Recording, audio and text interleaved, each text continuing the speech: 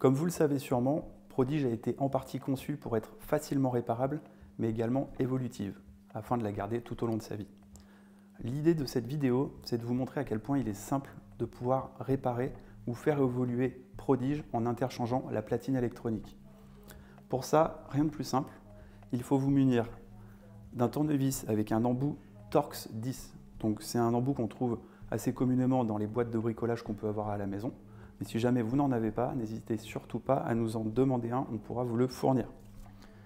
Auparavant, bien entendu, vous aurez pris contact avec nous pour nous demander donc soit une platine de réparation, soit une platine évoluée de l'enceinte, donc par exemple avec des nouvelles technologies Bluetooth ou Wi-Fi ou même d'amplification, afin de faire perdurer votre enceinte dans le temps au gré des nouvelles technologies.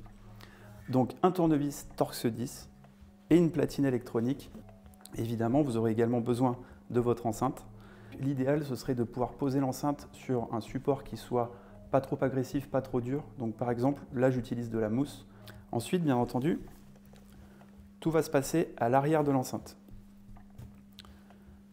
Tout est concentré sur cette plaque. Donc c'est ce que je vous montrais tout à l'heure. Ici, on va pouvoir retrouver une platine électronique avec soit des composants mis à jour, soit des composants neufs, donc qui vont permettre de réparer votre enceinte sans pour autant la jeter et la changer. Une étape très simple. La première, c'est de dévisser les 6 vis extérieures de la platine d'électronique. Donc on va faire ça ensemble.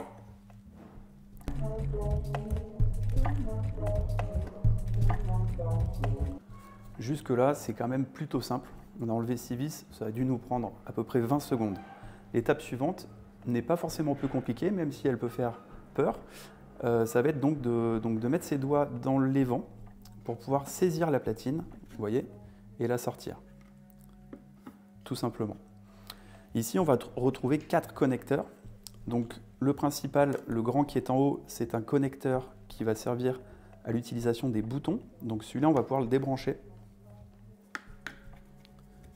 Et ensuite, les 3 autres connecteurs correspondent donc aux haut-parleurs de l'enceinte, qui a donc 3 haut-parleurs, 2 tweeters et un woofer.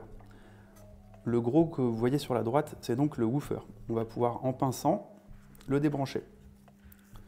Et ensuite, les deux qui restent, ça va être le tweeter gauche et le tweeter droit. Donc là, au moment du remontage, il faudra bien faire attention de ne pas brancher le tweeter droit à la place du gauche, parce que sinon, on va évidemment avoir une stéréo inversée. Donc pareil, on pince et on enlève. C'est extrêmement simple.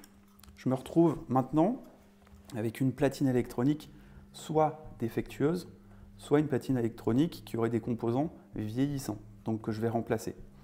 Cette platine, ne la jetez pas à la poubelle, renvoyez-la absolument. De toute façon, lorsqu'on vous envoie la nouvelle, vous aurez également un bordereau de retour pour nous envoyer l'ancienne. L'ancienne, on va soit la réparer et la recycler pour des produits reconditionnés, ou alors tout simplement la fournir à notre fournisseur pour qu'il puisse recycler certains composants. Donc surtout, ne jetez pas cette platine électronique. Ensuite, on vient tout simplement prendre la nouvelle et on va rebrancher dans l'ordre. Donc on regarde bien, si jamais on a un doute, on peut regarder que le fil aille bien jusqu'au tweeter gauche. Donc on va rebrancher notre tweeter gauche, notre tweeter droit. Jusque-là, pas de difficulté. Notre woofer. Et enfin, les boutons.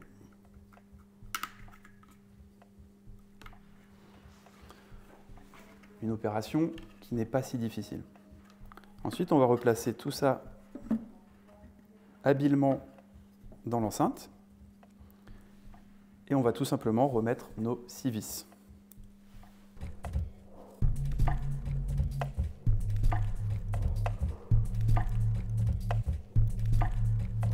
L'opération est terminée.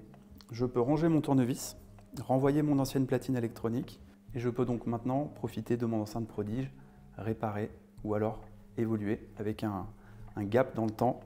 Donc vous voyez, c'est une opération qui prend honnêtement au maximum 3 minutes et qui permet d'éviter de jeter un produit à la poubelle pour le remplacer. Merci d'avoir regardé la vidéo et n'hésitez surtout pas si vous avez des questions.